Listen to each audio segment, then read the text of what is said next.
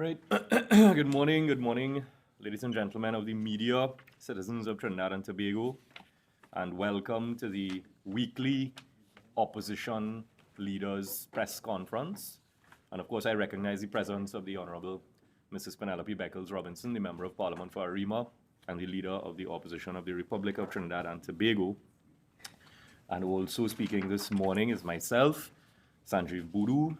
We have also joining us Dr. Amory Brown, the Leader of Opposition Business in the Senate, and the Honorable Colm Imbud, Member of Parliament for Diego Martin North East. And of course, as usual, we thank you, members of the media, for attending this morning. And again, welcome the citizens of the Republic of Trinidad and Tobago. And members of the media, of course, will take questions at the end. Now, I will speak a bit on issues of national security this morning. And I start with reminding, or perhaps even alerting the public, that as at the 28th of July 2026, there are 489 preventative detention orders published, gazetted. Now that means that 489 or more of our citizens were detained on the instruction of the Minister of Homeland Security, Roger Alexander. But what that does not mean is that 489 of our citizens were arrested by the TTPS and charged with any criminal offense. And therefore, what that also does not mean is that 489 of our citizens were brought before the court to answer any charges, and they have not been given the opportunity to apply for bail. Now, we accept that the Constitution empowers the executive, the President acting on the advice of the Cabinet, to declare that a period of public emergency exists. And that declaration empowers the executive to enact certain regulations and laws that are designed or ought to be designed to address the specific public emergency that exists during the life of that public emergency.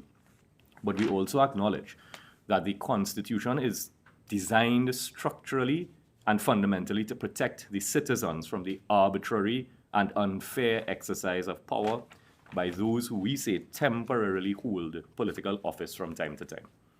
Because you see, the framers of our Constitution understood that they were not perfect. They understood that they did not know everything. They understood that those occupying political office can make mistakes, and that future generations who come to occupy the seats of power needed to be subjected to the rules, the laws, and the traditions of democracy to ensure that people cannot be abused by the state. And if we accept all of that, then we must first ask a very fundamental question. That question is, why was the state of emergency announced by the government in the first place? The continuous state of emergency announced by the government from time to time were based upon alleged threats to members of the government. And I mean, we can all recall words like rocket launcher, whereas no one has been arrested and charged for the possession of a rocket launcher a year later. And from time to time since then, we continue to be told of threats to the lives of various members of this UNC government. Now, we know from a recent leak of a telephone call alleged to have occurred between Mrs. Genevieve Hadid and Mr. Sabga that the state has been intercepting the telephone calls of citizens. We know that, it's in the public domain. We know that the Minister of Homeland Security has issued preventative detention orders on a daily basis. So against that backdrop, what exactly does the Constitution say about a state of emergency? Section 8.2 of the Constitution. Section 8.2 of the Constitution speaks about war, natural disasters, and acts taken or threatened to be taken likely to endanger public safety or to deprive the community or any substantial portion of the community of supplies or services essential to life.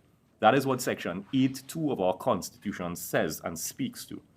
And what that means is that the executive must be satisfied that there is a grave and imminent threat to the life of the nation and a threat to the basic functioning of the institutions which protect the public. And that also means that the executive ought to be satisfied that a state of emergency is necessary. And that's because the ordinary powers of the criminal justice system, and in particular the police, when properly applied, are inadequate for dealing with the situation at hand.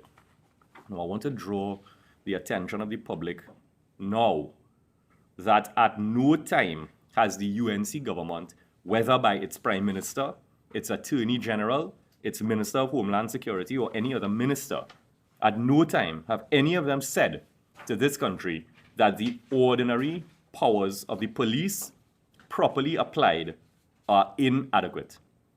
At no time has the government said to the people of Trinidad and Tobago that there exists a situation that requires the intervention of the executive for a particular period of time and for a particular purpose to enhance the policing powers or to achieve some specified purpose.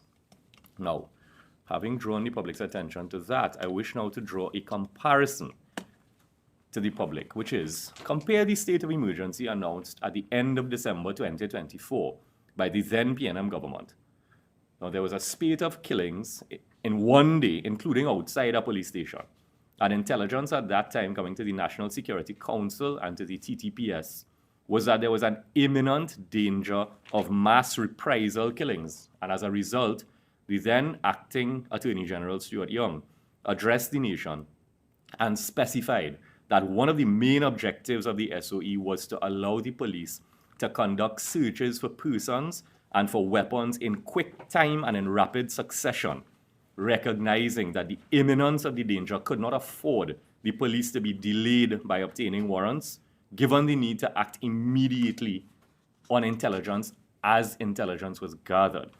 So there was a specific purpose stated, an announcement made to the public that given the situation, the ordinary powers of police were not sufficient to deal with the existing situation. And that is the comparison the public has. And compare that to now, where every Monday morning there is an alleged threat to some minister or some member of the UNC government, yet those subject to the threat, if they're not singing on stage in Hyatt, they're partying for the World Cup and they are carrying on at the expense of the people of Trinidad and Tobago with their business as usual. And compare that to the obvious fact that the government has the ability to collect information and intelligence that in ordinary circumstances, if in fact criminal in nature, would have led to legitimate arrests and criminal charges being laid. Now I come back to the leaked telephone call. So by the fact of this leaked telephone call being in the public space, the government has confirmed its ability to tap the phone calls of citizens. Whether that was done lawfully or unlawfully is a question yet to be answered, because we all accept that the leaked telephone call was not circulated with any warrant accompanying it. So we, the public, cannot tell whether it was lawfully obtained or not. But it is obvious that it can tap anyone's phone. And if that is the case, we must be asking ourselves, how then is no one charged with any offense relating to those threats to the members of government? And if they can tap the citizen's phone, then what is the need for the SOE? Because we haven't heard from the government that it is some magic of the SOE that has enabled the state to tap anybody's phones. So, if you are aware, so much so that the Attorney General announces in Parliament that the government is possessed of credible information of criminal activity of a serious nature upon which they have attempted to justify a perpetual SOE, then what exactly is the use of the SOE? Because not one member of the government has said that it is the SOE that has caused them to uncover the plots. It is in fact the opposite. The alleged threats are what have caused the government to announce SOE after SOE after SOE and detain close to 500 of our citizens at this time. During this current SOE alone, not included the hundreds detained in the two SOEs before that. And further to all of this, how are we as citizens to feel any safer, place any confidence in the TTPS when persons no less than the Prime Minister, the Attorney General, the leader of government business in the House of Representatives, all have had, reportedly, their lives threatened, and not now, their lives have been threatened a long time now, and not one person is charged with a single offense. So what does that leave for me and you? Where does that leave us, the regular law-abiding citizens? If a prime minister's life could be threatened and no one is charged, am I supposed to feel safe? Are you supposed to feel safe? And am I supposed to have confidence that the TTPS can effectively address crime? Now, I have said before that this government is doing a serious injustice to the TTPS by their recklessness.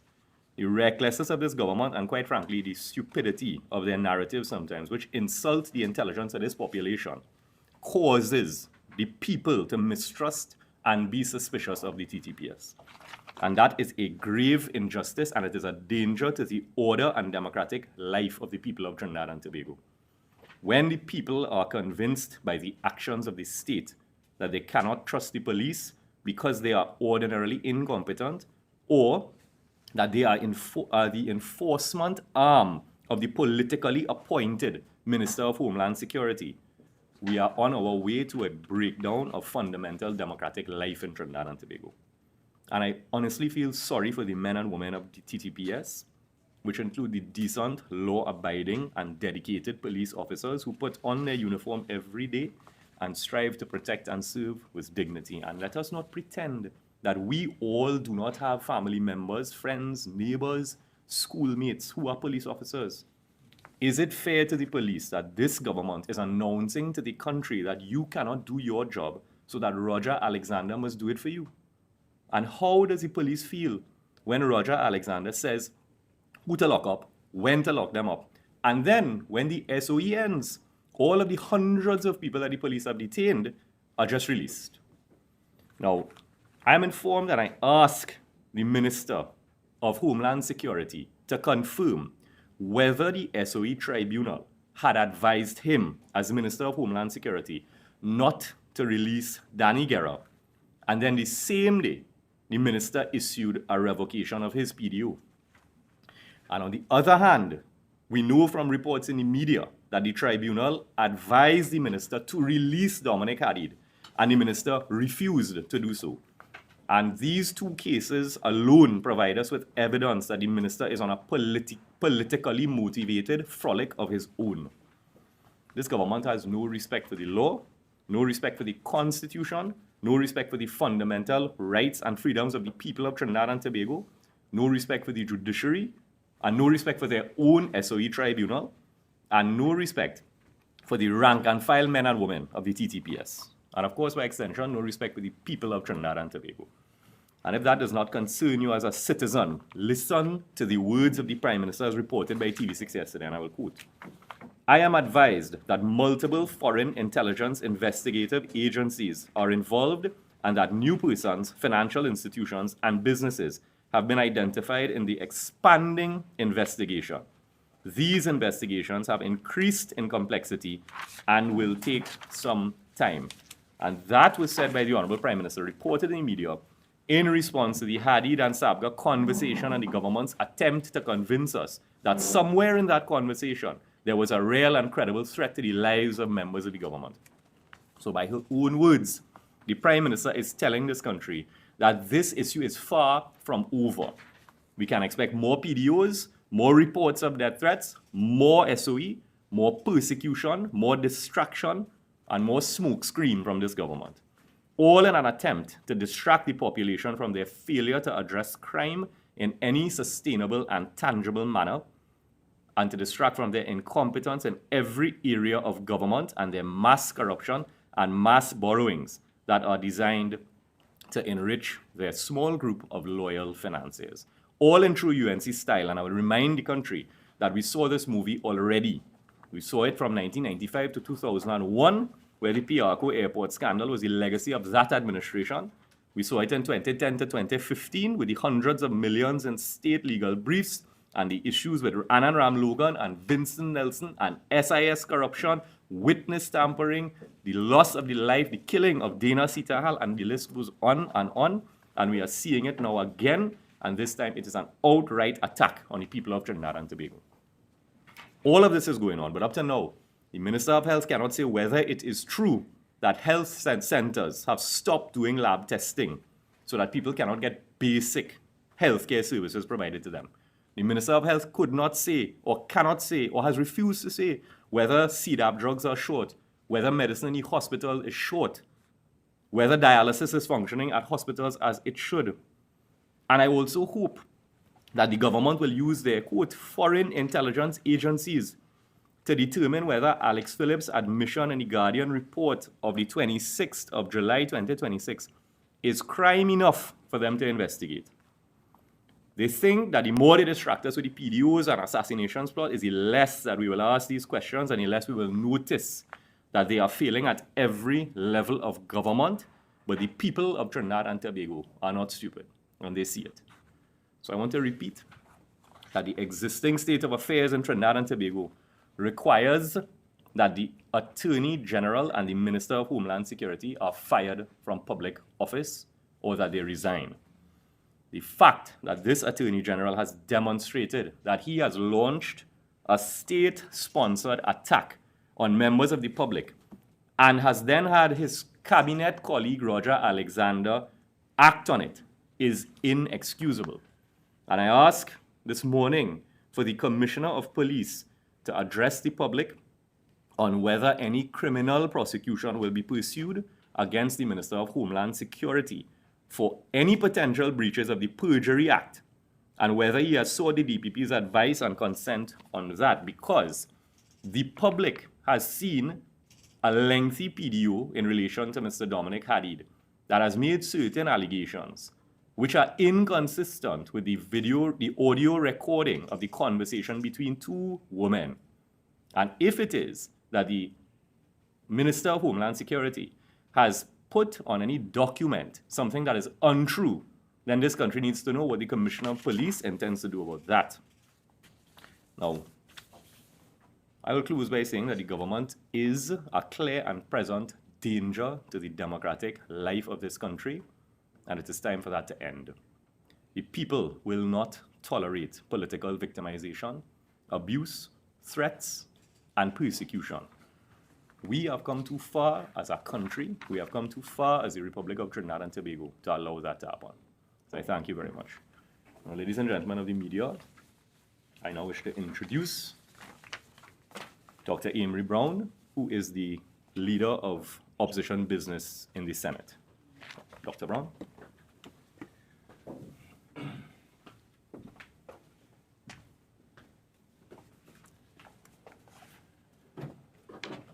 Thank you very much, Brother Sanjeev, for that very excellent discourse on a number of items of critical importance to Trinidad and Tobago. I would also want to greet and recognize the presence of the leader of the opposition and political leader of the People's National Movement, the Honorable Penelope Beckles-Robinson, and the Member of Parliament for Diego Martin Northeast, the hardworking and Honorable Colm Imbert. So there are a number of issues that I would want to touch on this morning, and one occurred last week at the United Nations. And I heard Deputy Political Leader Sanjeev Boodoo refer to the government as a clear threat to the democracy of Trinidad and Tobago. I would want to extend that a little bit further and to describe this government as a threat to the democracy within CARICOM and even globally.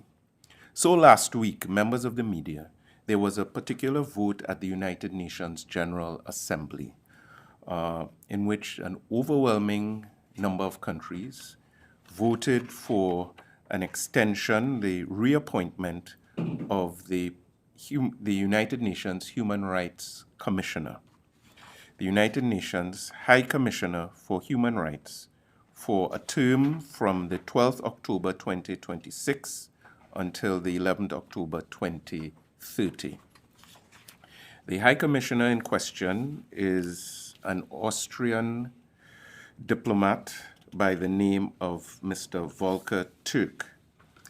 And it was very surprising to observers that Trinidad and Tobago found itself in a minority of countries that voted against the reappointment of this United Nations High Commissioner for Human Rights.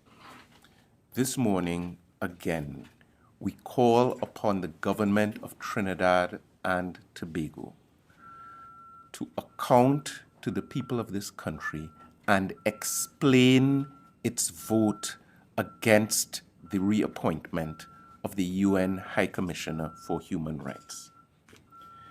This country, was the only member state of CARICOM to vote against this reappointment.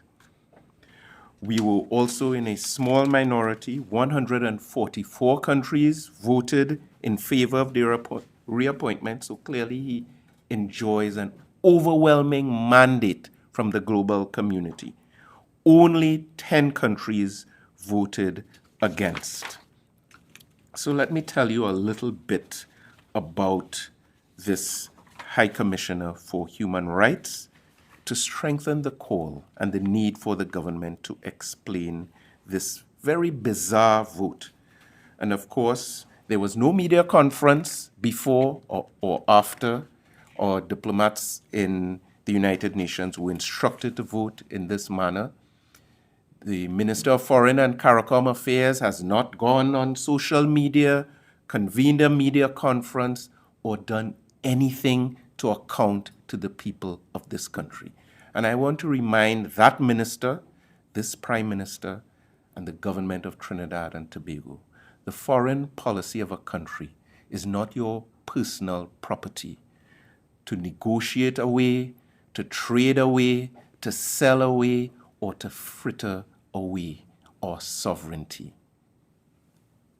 These policies belong to the people of Trinidad and Tobago, and you have to account to them.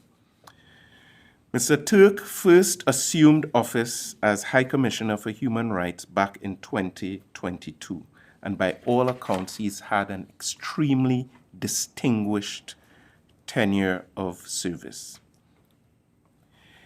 In 1991, he became a United Nations Junior Professional Officer, was assigned in Kuwait, and then he held posts in the United Nations High Commissioner for Human Rights Office, including in Malaysia, in Kosovo, in Bosnia-Herzegovina, and the Democratic Republic of Congo. All very significant areas with respect to human rights. He became the director of the Division of International Protection at the UNHCR headquarters. He then was appointed Secretary General by the Secretary General to be Assistant Secretary General for Strategic Coordination. He then became the UN High Commissioner for Human Rights on the 8th of September 2022 and formally assumed office of the 17th of October 2022. His stated priorities then were to build a stronger UN human rights presence on the ground when needed and to raise more money for a UN office that was underfunded at that time. He led the Human Rights 75 initiative to advance women's and children's rights and empower persons with disabilities. That should resonate with all the people of Trinidad and Tobago. He has promoted human rights as a solution to new challenges, such as the implications of digital technology on privacy and freedom of expression. And let me give you some of the examples of his courageous interventions. He called on Russian authorities to free longtime Kremlin critic Vladimir Kara-Murza, who had been sentenced to a 25-year prison sentence on charges including treason in Russia. He described that sentence as a blow to the rule of law and civic space in the Russian Federation. After that, he said that Iran had an abominable track record of executions with an average of more than 10 persons hanged per week, and he called on the Iranian authorities to change their policy in that regard. In 2023, after a man at an authorized protest in Sweden tore pages from a Quran and set them on fire, this High Commissioner for Human Rights condemned that act and the burning of those pages as a terrible act designed to divide and promote hatred in the world. In 2024, he criticized a number of other developments that occurred. He also went on to criticize authorities in Myanmar. These are in his official duties for what was perceived as a focus on the particular communities within Myanmar. His remarks consistently highlighted the suffering of civilians, including Muslim communities in Myanmar affected by the civil war in that country, including the use of airstrikes, summary executions, torture, and famine. He was also very active in Bangladesh, most recently, and I would say also significantly, on the Gaza genocide. Mr. Turk said Israel may have been using starvation as a significant act of war in Gaza, which would amount to a war crime. Of course, he was condemned by Israel's economy minister. He has repeatedly issued warnings about what has been happening to Palestinians and innocent people within Gaza. He's also been, in 2025, focused on large-scale atrocities in Sudan and in other regions in that part of the world. All of that to say that this is an impartial, committed, senior diplomat on the global stage that has been doing the work of advancing the cause of human rights globally. The government of Trinidad and Tobago has not said one word of explanation, and we in the opposition demand that they break their silence on their bizarre vote, which is in stark contradiction to the rest of the Caribbean community, to the entire European Union, and the vast majority of countries around the world. Clearly, this is another sign of a dramatic change in the government's policy. Such policies they have not explained to the people. I also want to touch this morning on the upcoming 100th anniversary of the death of Fidel Castro, the former president of Cuba. We have received an invitation at the opposition from the Embassy of Cuba to attend a commemoration on the 100th anniversary, actually it's of the birth of Fidel Castro, the 100th anniversary of the birth of Fidel Castro. He was born on August 13th, and on that date, August 13, 2026, there will be a commemoration occurring here in Trinidad and Tobago, and in fact in many capitals across the world.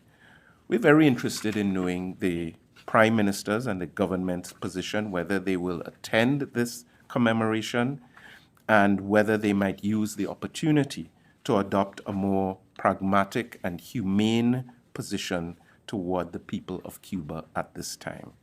As you know, Trinidad and Tobago has not participated in the humanitarian support mobilized by CARICOM for the people of Cuba, who've been besieged by an embargo that is being strengthened every month, by a blockade of food and fuel that is causing significant starvation. In past media conferences, I've given you the horrific statistics, the impact on infant mortality, and many other indicators within the Cuban society. I want to remind the people of Trinidad and Tobago that this Prime Minister, Kamla Persad-Bissessar, while she was leader of the opposition, took it upon herself to pen a long and emotional letter upon the death of Fidel Castro, describing him as a hero. I wouldn't read the entire letter because it is clear from her more recent actions and pronouncements this was all an exercise in hypocrisy. But she referred to the emergence of a pink tide across Latin America and the Caribbean. Mr. Castro's life and control in Cuba and his personal efforts of improving the lives of his people and his important role on the global stage have engaged the attention of historians of different social and political stripes. He created history on the 1st of January 1959 in leading a group of revolutionaries. These are the words of the same Kamla Persad-Bissessar, who's today lecturing Cuba at every opportunity. And she ended her very moving letter at that point. The enduring legacy of a man who featured in some of the world's most iconic dramas will no doubt live on in history and in legend. I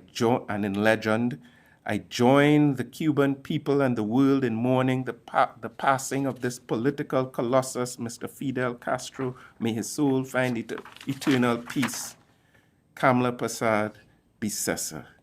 And there was a caption about a great leader of our times and champion of equal rights and all sorts of flowery language. So this opportunity is coming up very soon. We are looking to see if the government will use the occasion to adopt a more humane, pragmatic, defensible, and sensible position that would truly represent the sentiments and the spirit of the people of Trinidad and Tobago who genuinely care about the plight of the Cuban people and who would not be associated with any policy that would use starvation and blackouts and blockades and embargoes to punish a people collectively. You would have taken note that early this year, the Prime Minister went to St. Kitts and Nevis, and in her remarks to the Caribbean heads, the CARICOM Heads of Government Conference, chose to give an extensive lecture to the Cuban people, where she criticized their mode of governance, she criticized the lack of political freedom in that country, and made a number of sweeping statements. Now, if you ask the other members of CARICOM or the people of Trinidad and Tobago about the issue of political prisoners right here in our land, if you ask the people of Trinidad and Tobago about freedom of the media in this country at this point in time, and if you ask the people of Trinidad and Tobago about the weaponization of the arms of state and the justice system in any country in this region, fingers wouldn't be pointing elsewhere. They would be pointing right here at home under this Prime Minister. And the final thing I'd want to talk about is there have been a series of articles in the media of the United States of America, the Washington Post and other leading publications, that should attract the attention of the media here in this country and the thinking citizens of Trinidad and Tobago. Because heavy weather was made by this Prime Minister and this government in supporting those extrajudicial killings, the boat strikes, the military strikes, I think Sean Sobers likes to call them, kinetic strikes. He loves the word kinetic. The kinetic strikes on fishing boats, etc. And there was talk that the cocaine supply had been affected and this was producing results at home and abroad, and we were besieged with a lot of rhetoric. The research is coming out, the data is coming out, and the DEA analysts within the Drug Enforcement Agency are coming out and giving a very sobering conclusion to all of that activity. And according to the Washington Post, the Drug Enforcement Agency analysts have now been concluding, let me get the exact article, that those military strikes have not produced the results that were being proclaimed at that time. The supply of cocaine in the United States of America appears to be identical to the supply that obtained before those strikes were engaged. The price of cocaine in the United States of America appears to be identical to the price before all of those persons were being killed under very unclear circumstances. And chillingly for the people of Trinidad and Tobago, the analysis is indicating, now you'd recall that a lot of those strikes were taking place in international waters. Those who are paying attention would know that between Venezuela and Trinidad and Tobago, there are no international waters. There's a border. So you cross from Venezuela, you enter Trinidad and Tobago.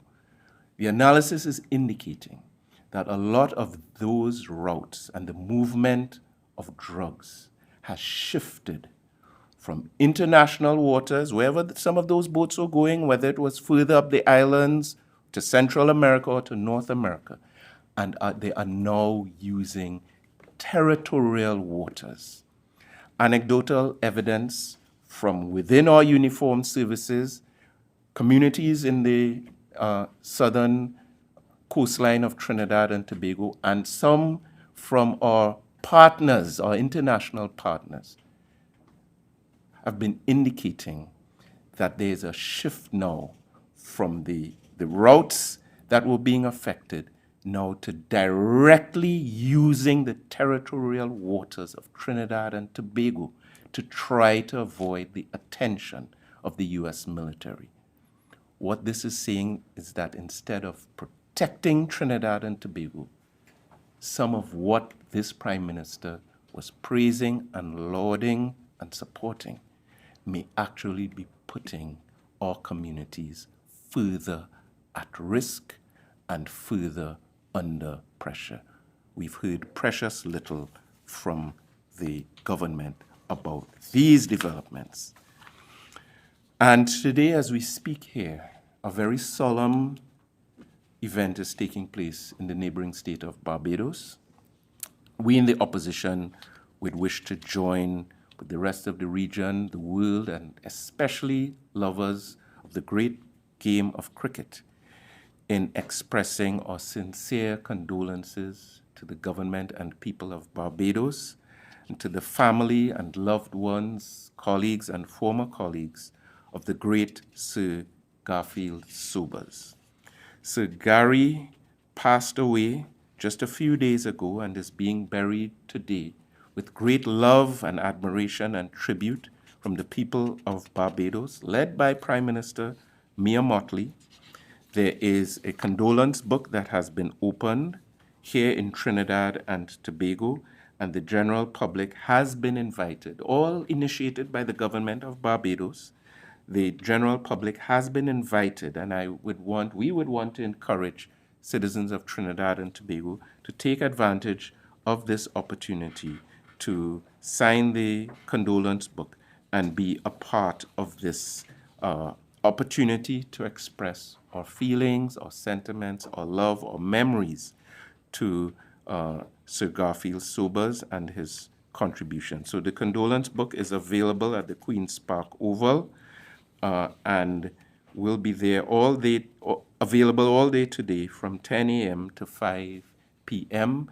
Myself, I'm aware the leader of the opposition and other members of the PNM, but we hope the wider national community will take this opportunity to send the right signals to the people of Barbados and the family of Sir Garfield Sobers. As we all know, he was the greatest, if not one of the greatest, all-rounders in the entire history of the game of cricket, much loved by all of us.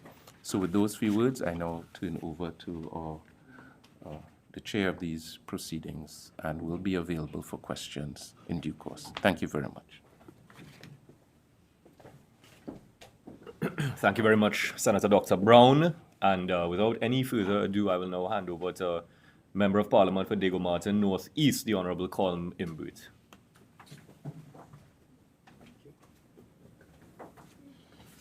Good morning, everyone. My political leader, my colleagues in the leadership of the PNM, the media. I have come today to just deal with some finance matters because whereas when I was Minister of Finance every Monday morning and probably Tuesday, Wednesday morning too, anything that happened in the financial sector in Trinidad and Tobago was the subject of a barrage of commentary from the university, from the pundits in the newspapers, from the business editors, from the editors-in-chief of the various media houses and so on. Now there's a deafening silence. So I noticed recently an argument has erupted between the current Minister of Finance and Sagicor, an insurance company, and also the Insurance Association, the Association of Trinidad and Tobago Insurance Companies, over whether the promise of the current government that they would make all private pension plans or pension payments tax-free, whether this really happened or not. And this arose from action being taken by Sagicor with respect to certain types of pension plans. And they are not making the payments without tax, they are deducting tax. The Minister of Finance was contacted, and of course, unfortunately, I have to say, in his usual clueless way, he has no understanding of what is going on. Now, we went to the Parliament in June, and we passed a particular law, the Finance Act of 2026. And in that Finance Act, there were provisions that dealt with trying to make private pension plans exempt from tax.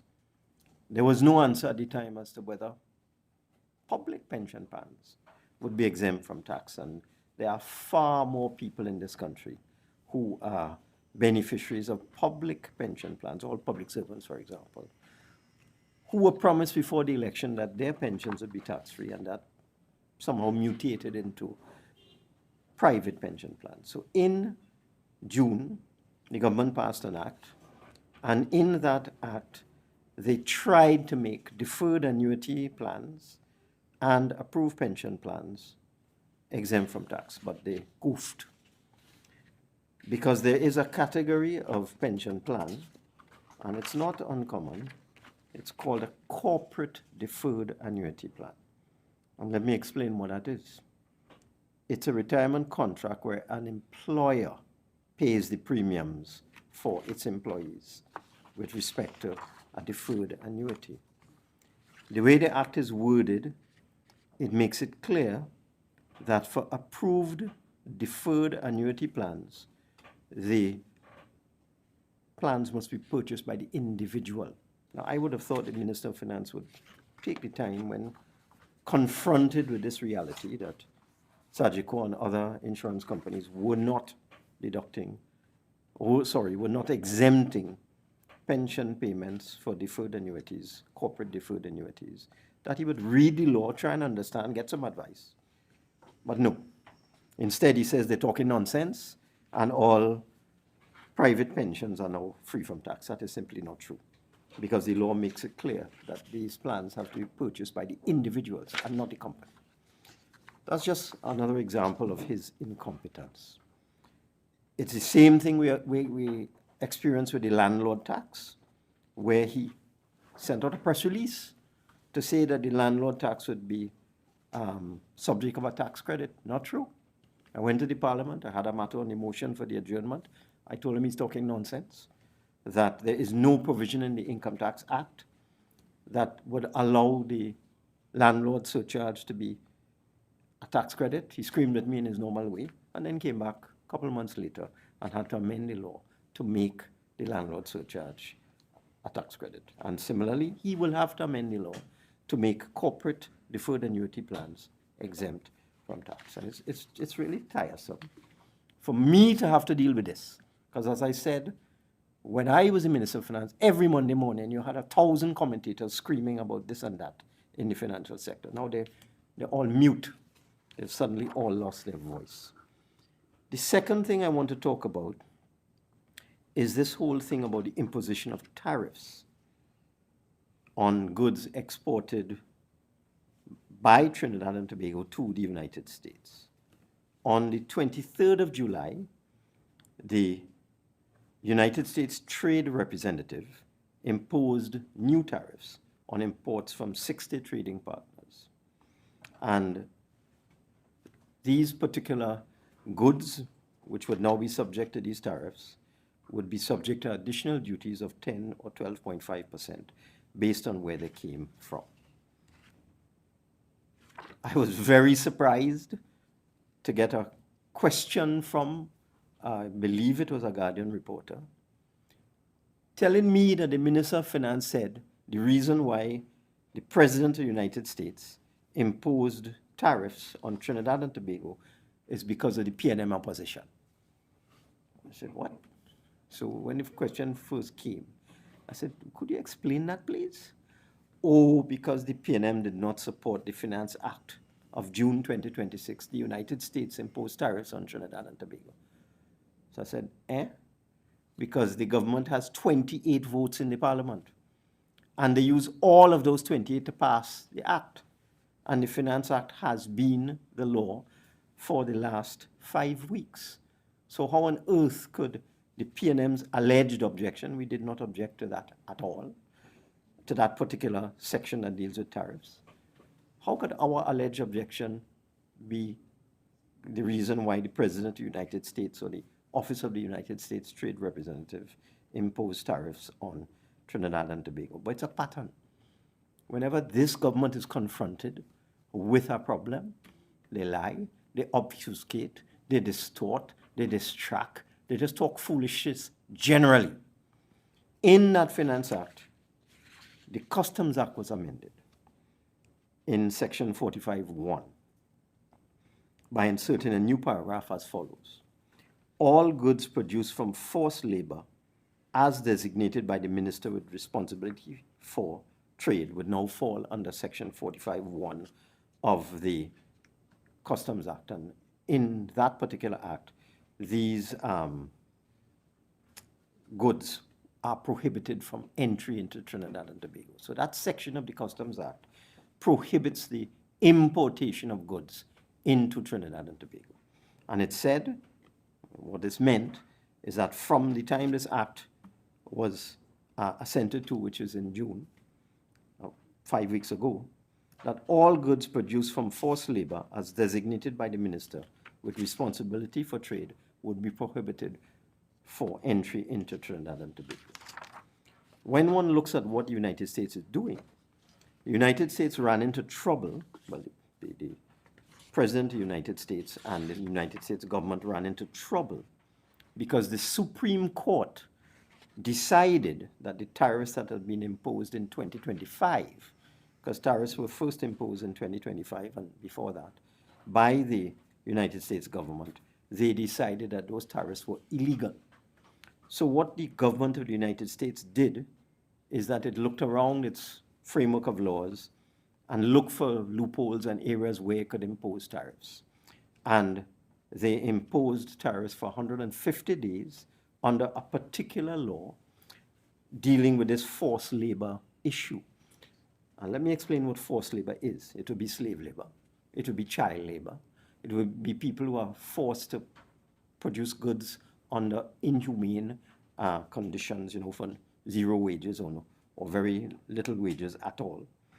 So what the United States government decided to do is that it decided that there were a whole number of countries in the world that don't deal properly with this whole issue of forced labor. What our government decided to do was to amend our Customs Act and say all goods produced from forced labor as designated by the Minister of Trade would be prohibited by entry. But in their usual incompetence, having done this in June, they did nothing after that.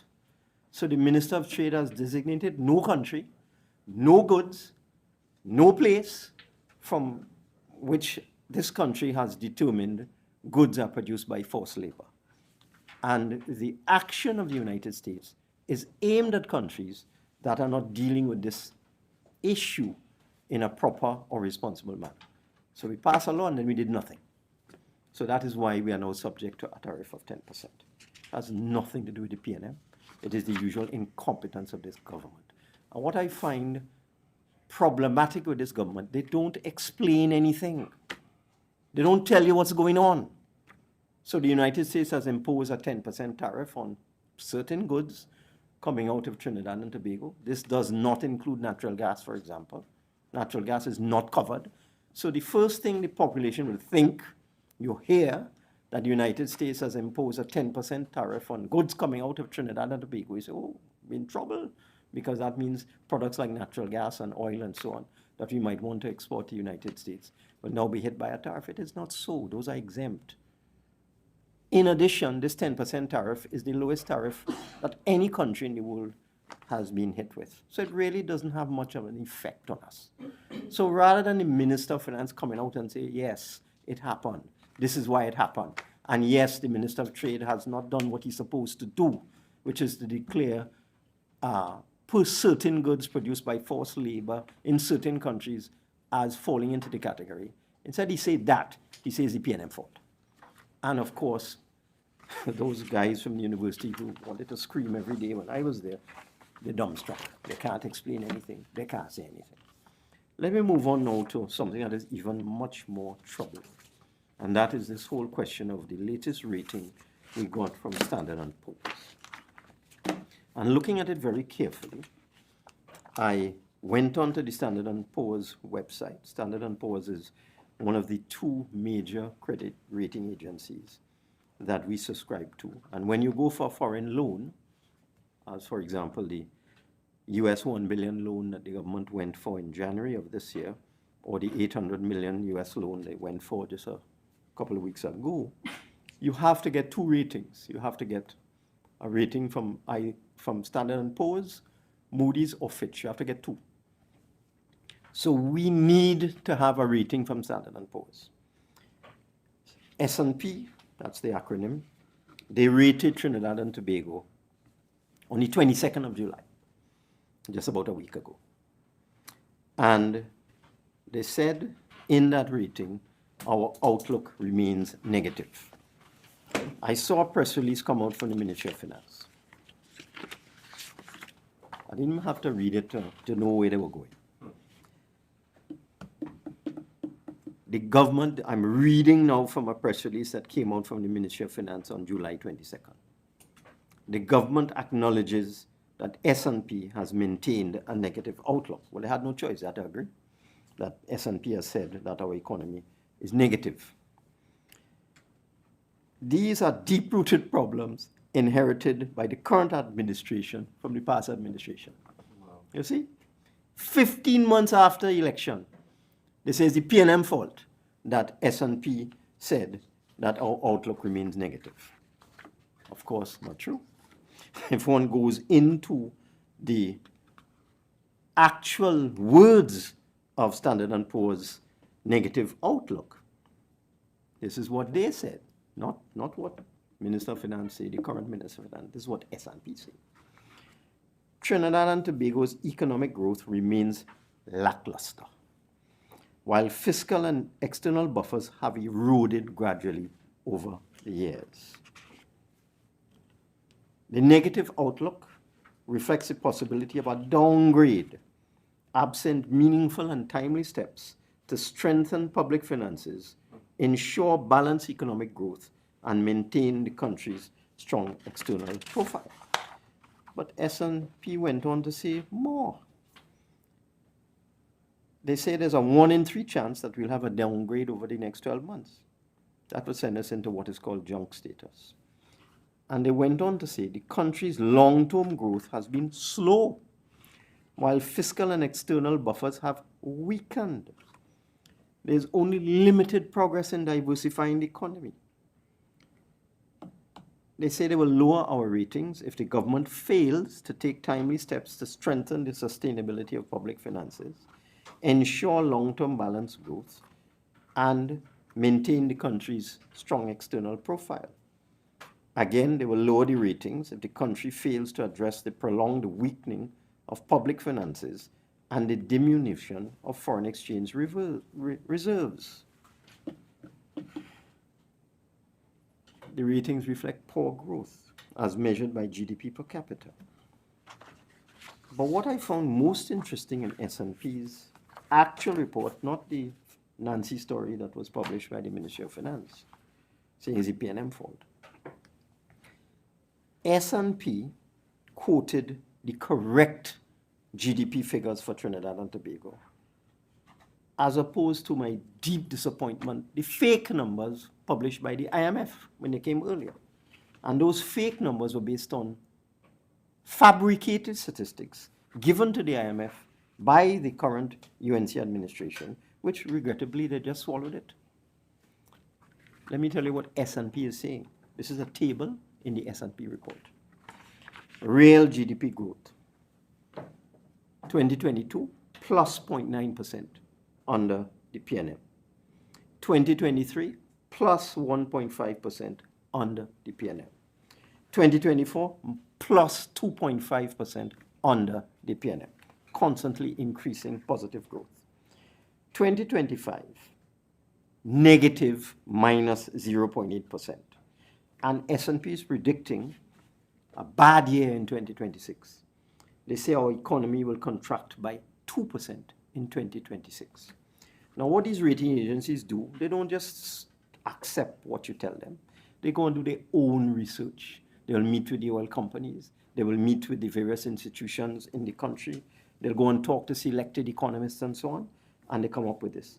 And S&P has confirmed that the economy contracted in 2025. It didn't grow. And they're now saying it will contract again in 2026. Now, all of this is publicly available. It's been on the internet for 1 week. I ask you, have you heard any of those loudmouth economists at UWI talk about this? That S&P is predicting that the economy will contract in 2026, confirming it contracted in 2025, confirming that there's a possibility of a downgrade coming because of the economic mismanagement of this government? It's a rhetorical question. The answer is no.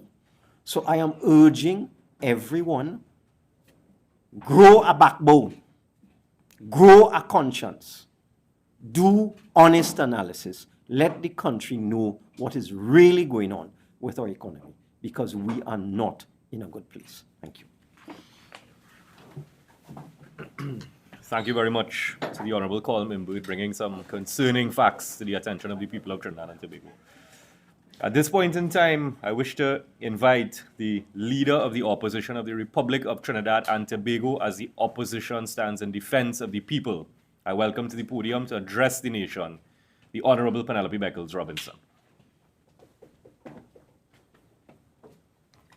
Thank you very much, Sanjeev, and of course my colleagues who are here, the Honourable Member for Diego Martin Northeast and Senator the Honourable Amory Brown. Good morning again to everyone. And let me continue exactly where Mr. Imbert started, and that is the issue of the economy contracting, this government clearly not performing, no diversification. And I'm going to start with the issue of the PSA. If we find ourselves at this point in time with the information provided by Standard & Poor's, the question we must ask ourselves as a country, what is happening with the negotiations between the government and the Public Service Association? I want the public to remember that on the campaign trail, and I think it's just about the same month of the elections, the Prime Minister made it very clear to the public and to the public servants that that 10% that was being offered by the UNC was going to be paid in cash. I looked at the Guardian today, and the PSA is saying that they have been waiting 2 months, 2 months with a meeting with the CPO. Now let's go back to 2025, the budget debate, and what did the government say? The Prime Minister got up and they boasted. Promise made, promise kept. Same thing with the Minister of Finance. Now you are hearing that the offer is 40% cash and 60% non-cash. The question arises, of course, is where will they get the money to pay the public servants? There were many persons in the public domain cautioning and warning the government about this position that they were taking as it relates to this offer of cash. Well, the offer of cash is no longer on the table. As a matter of fact, the public servants, the PSA has said food cards and a number of other things that they have indicated that they are willing to accept as it relates to the other 60%. We are now in the month of July, August next week. The budget is coming soon. So here it is, you came into government April of 2025, budget, and yet still this matter cannot be settled. But the public is not being fooled, because when you look at all of what is taking place in the country, we know very well all these distractions are being created because the government simply cannot manage and cannot govern the country. So we await very patiently as we approach the budget of 26-27, whether they're going to come again and thump the table and say, promise made, promise kept, when the evidence in the public domain is the total opposite. And I'll share some more information, because let me speak one time about the issue of NPOPs, because as I'm speaking about the issue of management and the payment of salaries and wages, what is happening with the persons who are working under this national program for the upkeep of public spaces? I had a number of persons from Arima, Port of Spain, and other areas again saying that they have not received their salaries. Now, you would recall that I think it was about 2 weeks ago when the media contacted the minister. The minister indicated that the reason, that is the Minister Khadija Amin, that the reason for the late payment to NPOPs was an administrative error. The public of Trinidad and Tobago is becoming very familiar with this word administrative error. Because you would recall that some time ago, when the pensioners and persons who were waiting for their social development checks, it was also an administrative error. This is one of the programs they boasted about. And they made it very clear that this was going to replace CPEP and reforestation and all of those different programs that were closed down. And not only that, the Prime Minister, who called Trinidad and Tobago a lawless dump, indicated that this would be the program to replace CPEP.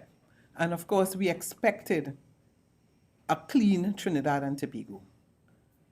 I want to ask the Prime Minister, show me one constituency where this program that you have now put in place is clean. The drains and the bush that is now about 6 feet high.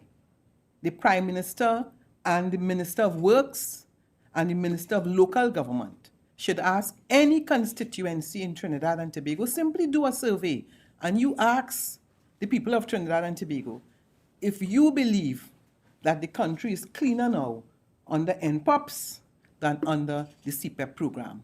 A program that they condemned, a program that they claimed was corrupt, a program that they claimed they were going to do an audit and share the information with the people of Trinidad and Tobago. They are yet to do that. I'm calling on the Minister of Local Government and the Minister of Works, who are responsible for these programs, to please pay the people their salaries. It is the Prime Minister who said that the workers in local government, they are lazy, they don't go to work, and they are going to bring to the people of Trinidad and Tobago a program where they would demonstrate that the people will work and the country will be clean. This is the same government that has reduced the allocation to local government for the collection of garbage. And you're seeing now all over Trinidad and Tobago, whether it be in Central, whether it be North, whether it be in East, whether it is in South, that the majority of local government corporations where the allocation has been reduced, that you are seeing garbage all over Trinidad and Tobago. The question we ask ourselves is that when the Prime Minister referred to the country as being a lawless dump, was it that at that time she was saying to us that they would reduce the allocations, resulting in what we are seeing now in Trinidad, all over Trinidad? And as I'm speaking about local government, I want to go to the issue of the San Juan-Laventille Regional Corporation, who may very well be homeless on Friday. The San Juan-Laventille Regional Corporation received a letter from the National Maintenance, Training and Security Company Limited. And this letter is signed by Nicholas Kanhai, the Chief Executive Officer. And basically what is this letter saying? This letter is saying to the corporation that you need to get out of that compound, of that building that you occupied since 3 decades. This is how this government treats local government. And I want to tell the people of the San Juan-Laventille Regional Corporation, all the burgesses from those areas, this is how this government treats local government. I want to share with you that they got this information and they got an extension, and then they have now received a letter, and the letter is saying, come Friday, get out, after 3 decades. Now let's go back to the budget. In the budget, this corporation has been paying the sum of $89,000 a month rental. Once they received that letter, they started looking, of course, for different buildings and places that were available. As it stands now, the building that they have identified based on doing their checks, the rental is some $280,000 a month, which is almost $190,000 plus more than what they are presently paying. That information was communicated to the Ministry of Local Government, and they were told that the government is approving the move from the MTS building to Roosevelt building. And now yesterday they were told that the cabinet is no longer granting that approval. So you're not granting that approval, but you want them to leave the MTS building. I want to ask the Minister of Local Government and the Prime Minister if that is how they intend to run this country. Within months of assuming leadership and governance of the country, you tell the corporation that they have to leave. So to the people of San Juan-Laventille and surrounding areas, I want to tell you that this is how this government treats local government. Nobody should be surprised. I'm calling on the Minister of Local Government to please treat this matter urgently. San Juan-Laventille Corporation is one of the 14 corporations and therefore is entitled to equal treatment. And the persons who live in those respective areas should be given equal treatment. And it is not fair for you to simply write a letter, say that they need to leave, give them an extension, and say to them, come Friday, the 31st of July, you must leave that compound. That is management for this government. In the same vein, I want to remind the public a very important issue that we dealt with some 2 weeks ago is the issue again of the passports. Now we have found ourselves in a situation where, when I spoke on the last occasion, I said to you, you can go on the website and you can go and make your application for an appointment, and it's now going pretty close to 6 months. And you can test it. You can test it for yourself. And when that application for the appointment is made, then you have to wait for some 4 months to get a passport. Now, what are the facts? The facts, as I recall, is that in 2023, the People's National Movement started to address this matter. And in so doing, a contract was awarded. This government came into office, and that is a contract for the passports. This government came into office, and they were advised that if this matter is not addressed with some urgency, they will find themselves with a shortage of passports. What did this government do?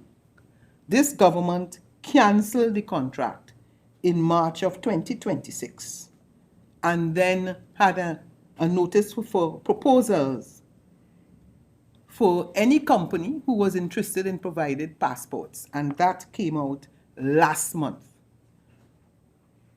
So the United National Congress took office following the elections of the 28th of April.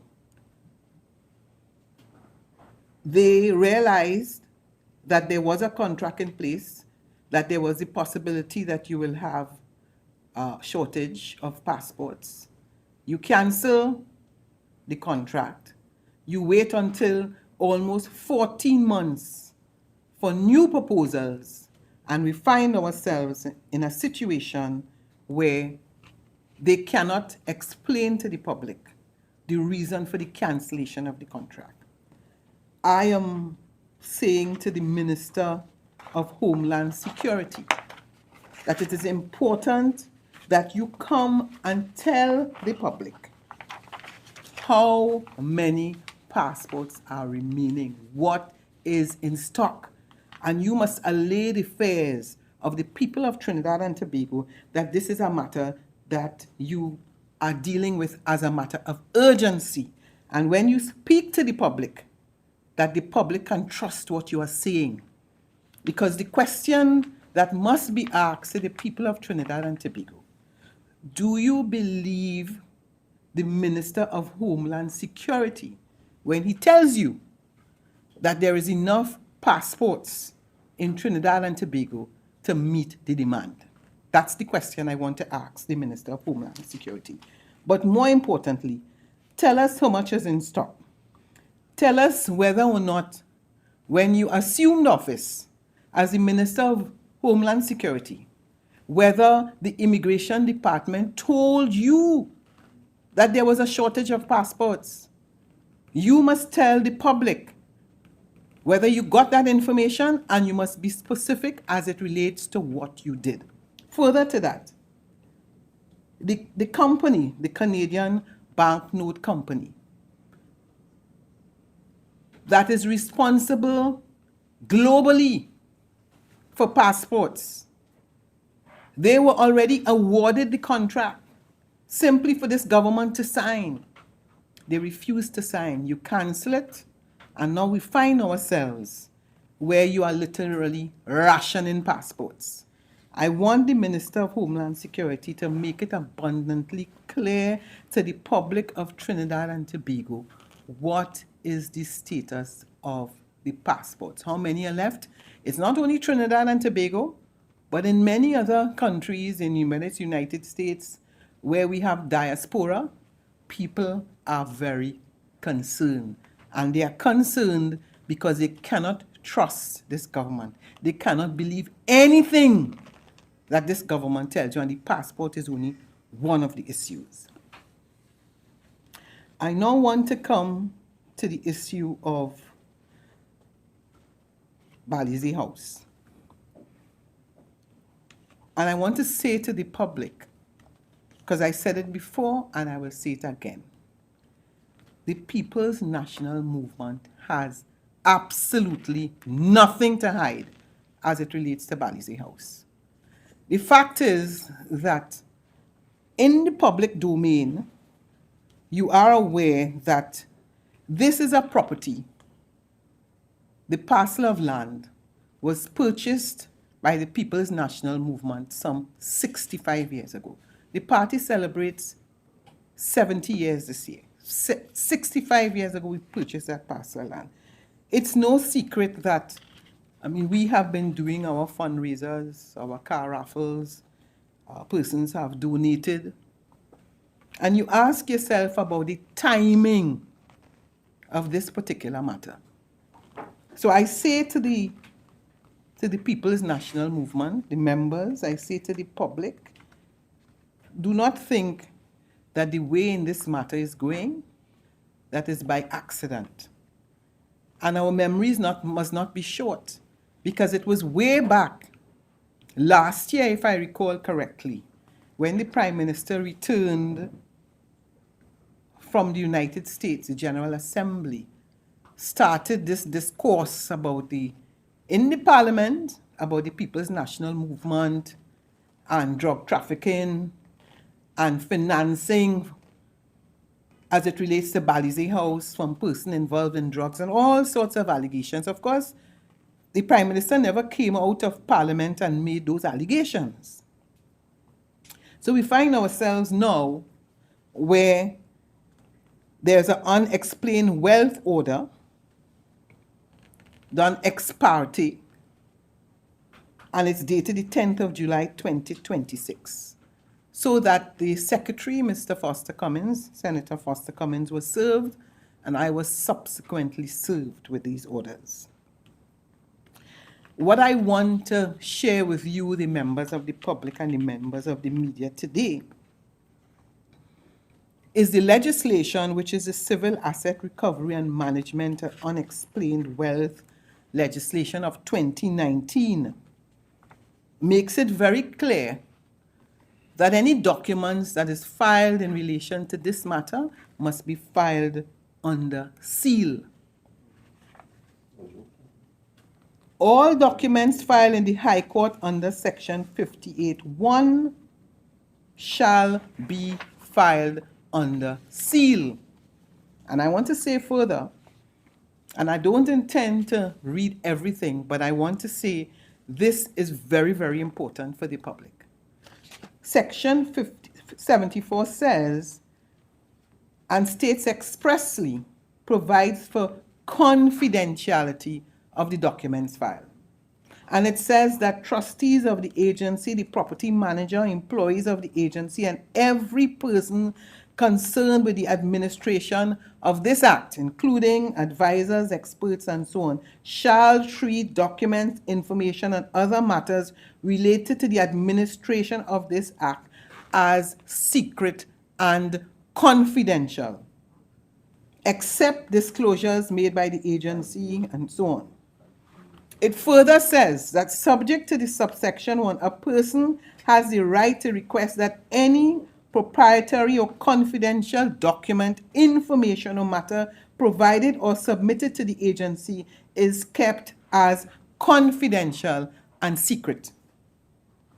It further says that a trustee or property manager, employee of the agency, or any person concerned with the administration of this act who recklessly or knowingly discloses documents, information, or any other matter relevant to the administration of this act in contravention of this section commits an offense and is liable, A, on summary conviction to a fine of $250,000 and imprisonment for 5 years, and B, on conviction and indictment to a fine of $500,000 and to imprisonment for 7 years. The question, ladies and gentlemen, that we need to ask ourselves, documents that's supposed to be kept under seal, we must ask ourselves, how did these documents get into the public domain that were filed under seal even before they were served on Senator Foster Cummins and myself? Everything, all the particulars, the affidavits were in the public domain. The People's National Movement, we're not asking for any special treatment because the law is there and the law says what is the procedure. And it is not a question as is normally in the public domain where people are looking for drama. They are more concerned with the drama than they are concerned with the procedure. So the Commissioner of Police must tell us, how did these documents get into the public domain? That it was there on the press and everything was there for the public to know. And then, as was stated, arrangements were made to meet Senator Cummings at a particular time and place. But lo and behold, as he came off the plane, there they were to meet him in the airport. And a video taken of the documents being served. That is where we are in Trinidad and Tobago, and it must be a matter of concern.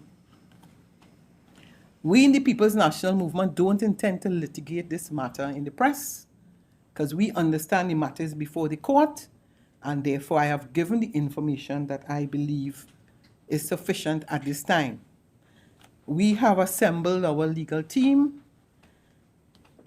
and our instructing attorneys are Hove and Associates, and of course we expect, as the matter progresses, that we will ensure that we have our proper team or proper legal team assembled. And that is all I propose to say on that matter. I want to close by just addressing two quick matters, because in the next couple of days, we celebrate emancipation, and therefore I'm taking the opportunity, of course, to send out emancipation greetings to the people of Trinidad and Tobago.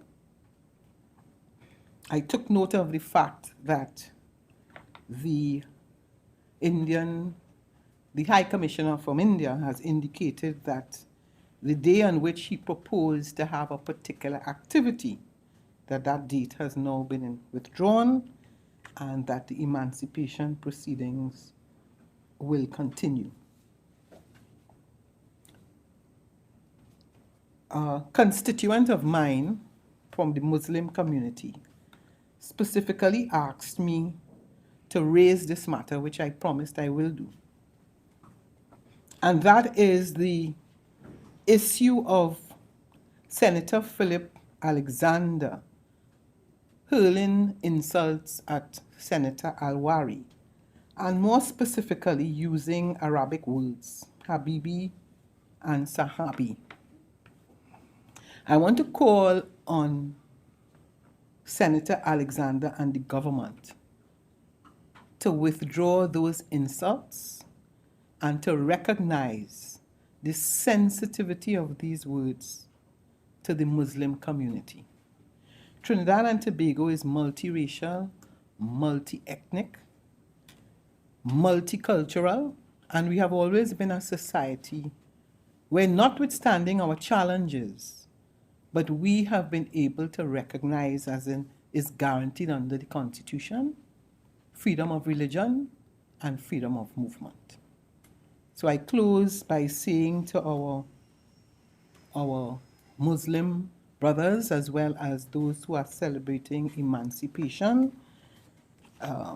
we go out on Saturday and we look forward to the normal procession. They start in front of the Treasury, and the procession that takes us all the way to the Savannah, which I traditionally participate in, and I will participate in, and again to call on the government as it relates to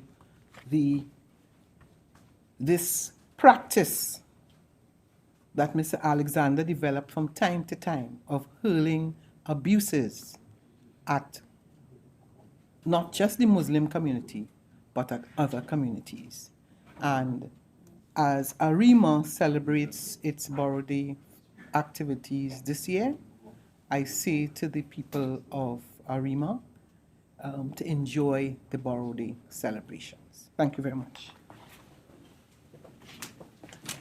Thank you very much to the Honorable Leader of the Opposition, Mrs. Penelope Beckles Robinson. So, ladies and gentlemen of the media, as usual, we will take your questions now.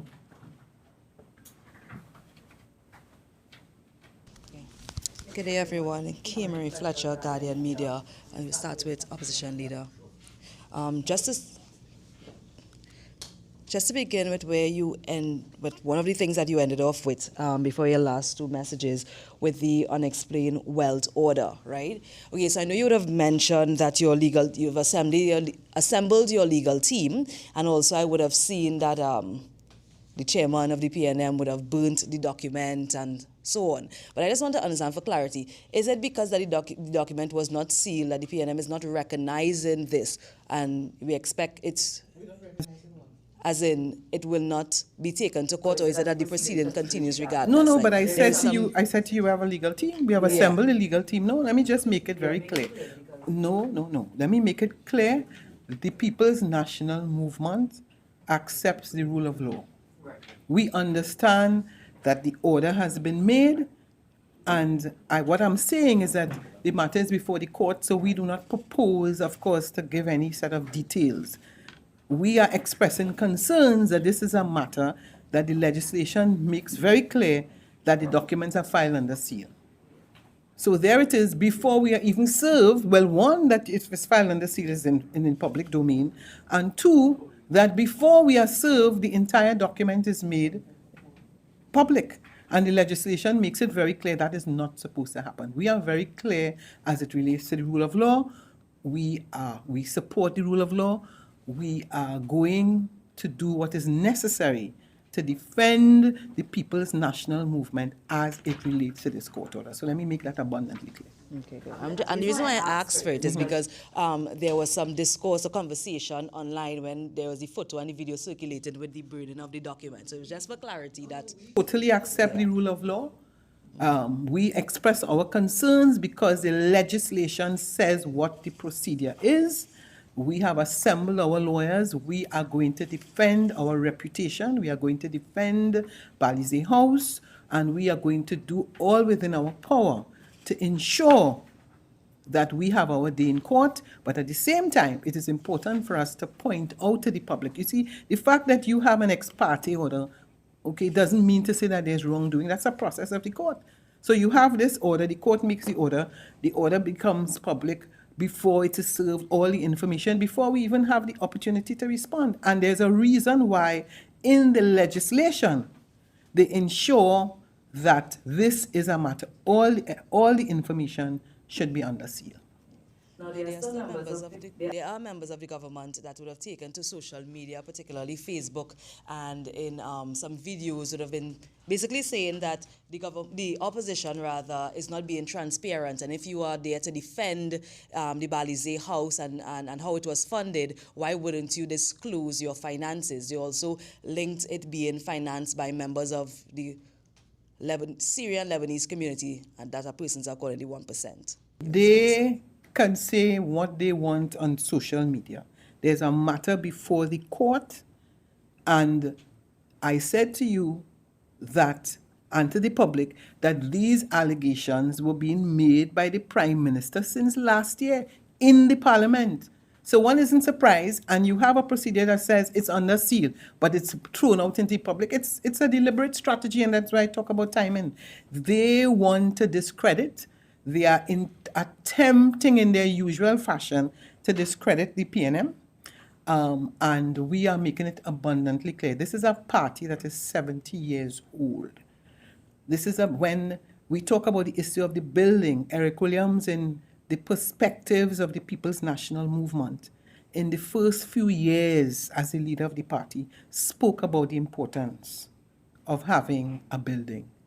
And it is very easy for the government, as they are doing now, to make all kinds of allocations. We are not surprised, but we will not be distracted. We maintain our position. Look at what is happening as it relates to Standard & Poor's, that you're getting a negative rating, that you're not paying people on the NPOPs, that you have promised to the PSA that you're going to pay cash and you have changed. I mean, let us recognize that this government is absolutely failing as it relates to governance. And not only that, those same ministers that are going and doing videos and all these other things, I mean, why are they having their cabinet press conferences? Why isn't the Prime Minister making herself available so that all of these questions that are being asked to me, that they should be asked to the Prime Minister, and she should make herself available to the press? They should not be governing from their homes, and they should not be hiding from the press. Come and make yourself available so the people could ask you the question, and the Trinidad and Tobago, the public, could say what they have to say online. They are governing the country literally in hiding, and the people of Trinidad and Tobago are fed up of it. Now, there are members of the government that called the detention of Dominic Hadid, his wife, as well as Star Sabga, as political victimization. There's also discourse online after the audio. Members of the opposition, that members of the opposition, rather, for example, Marvin Gonzalez and others would have said that it's political victimization when we see persons were detained under the PDO and we see a leaked audio, right? I wanted to get your thoughts on that, but also the fact that there's conversation online surrounding the contents of the audio, because the PNM was mentioned. So there is the conversation that, well, members of this community are also financing the PNM. And what's your thoughts on that? And do you think it will have any political backlash or effect on the party? Well, listen, one of the things about freedom of speech is there ought to be a certain element of responsibility. I made the point that I'm very clear in my mind that a lot of what is taking place, and Sanjeev spoke about it at length, is that this whole issue with the state of the emergency and the PDO is all part of a distraction of the government. When you have no crime plan after 15 months, and we still have a state of emergency, that is an indication that the government has failed as it relates to dealing with crime. So we are not going to get distracted. As I said, we have a legal team. They can make all the accusations we want. We are a proud party of 70 years, and we are going to be able to present to the court information to defend our position as it relates to Balizé House. Do you have any concern that friends of the PNM will be targeted, as persons are saying that these are friends of the PNM? Well, again, listen. When you look at the timing and when you look at the documents that have been released before it has been served, we understand the agenda of the government. But we have to recognize and we have to believe that there's a rule of law, there's a procedure. I mean, look at what happened as it relates to the Hadids. I mean, you have a situation where the Prime Minister and other members of her cabinet spoke about a conspiracy to assassinate. You heard the tape. I mean, if you, as Sanjeev said, I mean, we should have the type of intelligence in our country, because that is a serious allegation, conspiracy to assassinate the Prime Minister. But let us go back to when they extended the state of emergency. If you recall, at that time, it is because there were threats to kill several ministers, members of the judiciary. So it is, I mean, nothing has changed. Go back to 2010 when they got into office. And again, there was an allegation to assassinate the Prime Minister even at that time. So there isn't anything new. Nobody's surprised. I mean, what they are surprised about is that this government, and you would recall when I spoke on the last occasion, that would give you details of a number of persons that they have received PDOs, that you have all the evidence, what gang they're in, where they live in, what offense they commit in, I mean, you have all of that, and yet still, you can't charge any of these people. I mean, so who are they fooling? I mean, the public isn't stupid. You cannot, and you want to boast that murders are down, this one is down, that is down. You come to the parliament and you say all the crime is taking place in PNM constituency, and then in the Prime Minister constituency, you have a triple murder, you have a double murder, you have a next triple murder. I mean, so that the fact is that crime is taking place all over Trinidad and Tobago. If you have a state of emergency, the crime, it always goes down during that time. But the question arises, what happens when the state of emergency ended? They had the public believe that with this Zoso bill, that you would have, literally, the place would be calmer, you would have no break-ins. Who have they charged under the Zoso? I mean, it's a little ridiculous. Not the Zoso, sorry, the stand your ground legislation, right? Under the stand your ground legislation, as far as I know, nobody has been charged. But in addition to the stand your ground and the state of emergency, then they said they also needed the Zoso. The people of Trinidad and Tobago are waiting very patiently for the crime plan of this government. Now, after you heard the audio, I know it's been circling all around. Did you think that that was a threat? There were threats made to the Prime Minister or any members of the government? At the end of the day, ultimately, that is not for me to determine. The law exists, and if the government believed that the evidence existed, because it's a question of, because there's a distinction, if you realize, between evidence, as from what I'm seeing, and intelligence. So we were all awaiting very patiently as to what the court will say, because you must remember, and it links to my point, if you have evidence of a conspiracy to murder, you are simply going to use the state of emergency. I mean, for such a serious allegation, how is it that you haven't charged them? So you continuously use the state of emergency and the PDO, but if you have evidence of conspiracy to murder, conspiracy to assassinate, and it goes back to the point I made a while ago, the police has told us that there are several gangs, and they give you all the details of what it is they're involved in, all the wrongs that they are doing, but they are not being charged. So how long is this government going to use the state of emergency to fight crime? How long? I mean, I would think if you have all this evidence of conspiracy to assassinate a prime minister, that you haven't charged the individuals, you're just going to use the state of emergency and the PDO, and you go to court, you appeal a matter, and then you subsequently withdraw the PDO casually.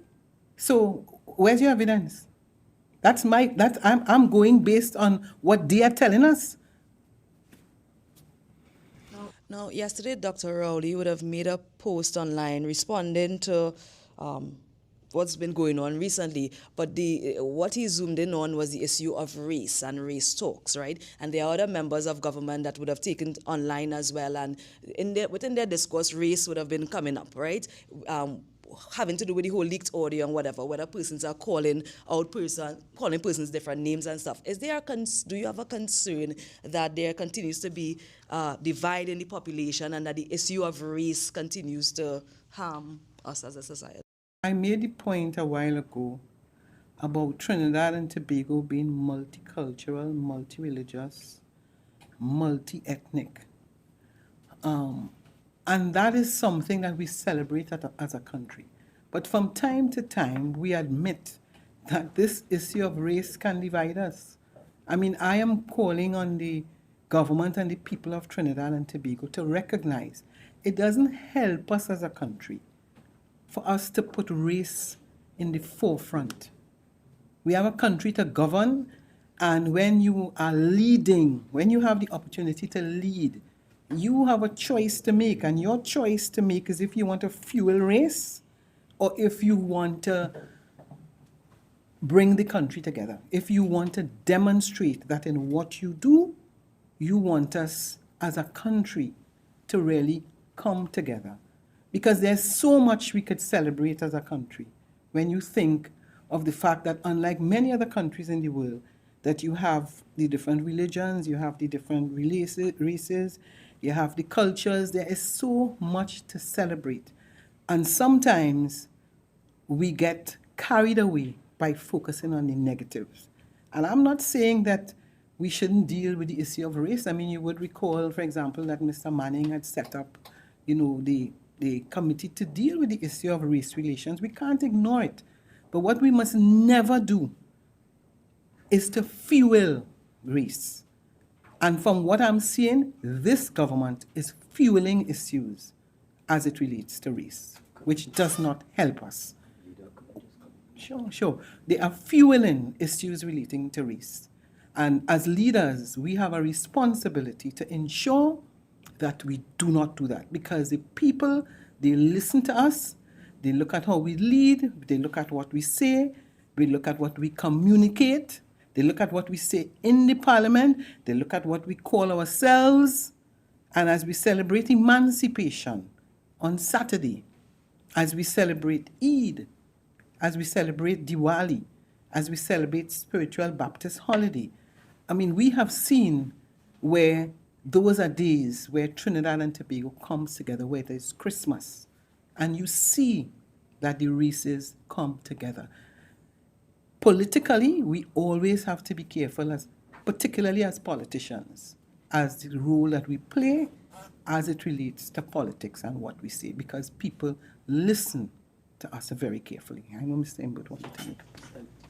Thank you very much. You're just stealing the podium for Sure. 10 seconds. I noticed the reporter asked our leader what we think about that audio recording. I want to read from the Express, and this is what the judge said when he released Ms. Samga. He noted there was an absence of evidence placing her in any conspiracy. That's what the judge said. Okay? So it's not what we think. This was before a judicial officer, and that's what he said, assuming that this Express report is correct. He said there was an absence of evidence placing her in any conspiracy. Just wanted to make that. No problem. Of course, I have to ask the question. The reason why I'm asking the question is because, thank you, I'm well versed and read in all the articles published on both newspapers. But the point about it is, the fact about it is that the PNM was mentioned in this audio tape, right? I want to talk about that as well. I listened to the tape. I'm assuming that what is online is the tape. I'm assuming it's the whole tape.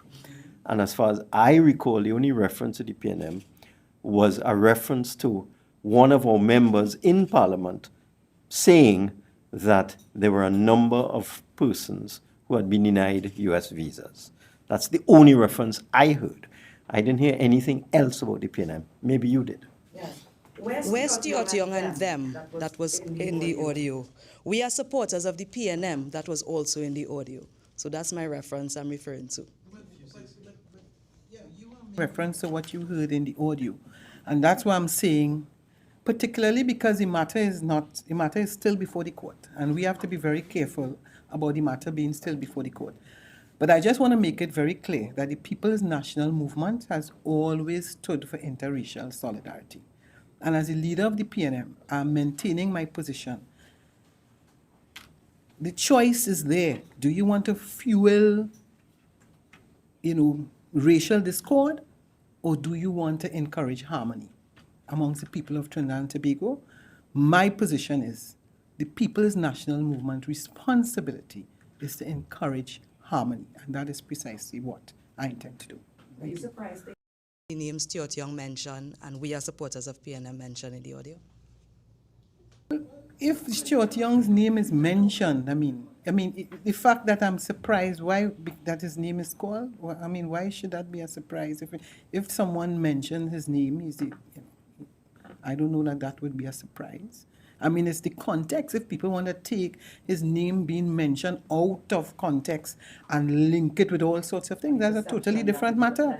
That's it. You hear a name mentioned and you want to take it and you want to link it. Just as how you have a building existing, you have a Balize house, you build, and you want to link it to all sorts of things. That is the choice that they made. And that choice is to discredit the People's National Movement. That is a party that has existed for 70 years, similar to Guyana, to Jamaica, many other countries. The UNC does not have that privilege their party has not existed for that length of time. And as one who, the first female leader of the People's National Movement, I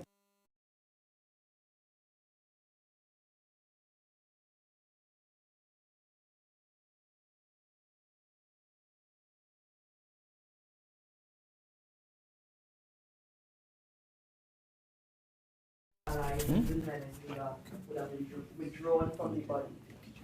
And the US have been canvassing regionalized to withdraw, etc.